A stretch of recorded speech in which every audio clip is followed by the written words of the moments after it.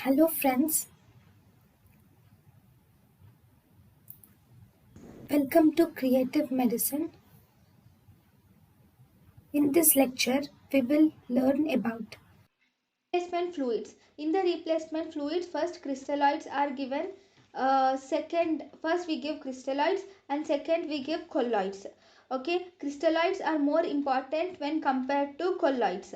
Blood can also be given. Actually, crystalloids and colloids are given if the volume loss is less than 20%. Blood is given if the volume loss is more than 20%. Crystalloids which can be given include mainly the ringer lactate. Intravascular and extravascular volume crystalloids can be used whenever there is depletion of intravascular and extravascular volume. Colloids are used mainly in the shock. Crystalloids are given in the ratio of 1:1.5. Colloids are given in the ratio of 1:1.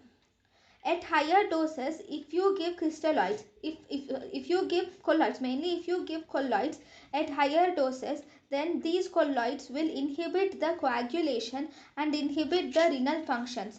Colloids can also result in anaphylaxis. So for replacement fluids, we have three replacement fluids. Those are crystalloids, colloids and lead.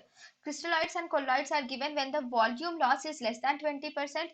Colloids are given when the volume loss is more than 20%. Then differences between crystalloids and colloids. Crystalloids are given mainly the ringer lactate, and here crystalloids are given whenever there is intravascular and extravascular volume depletion is seen, whereas colloids are given mainly in the shock. And these colloids will deplete mainly the extravascular volume. Then we give colloids. Crystalloids are given in the ratio of 1:1.5 and colloids are given in the ratio of 1:1. At higher doses, colloids will inhibit coagulation and inhibit renal function, and they can cause anaphylaxis, but such side effects are absent with crystalloids. thank you and thank you for watching.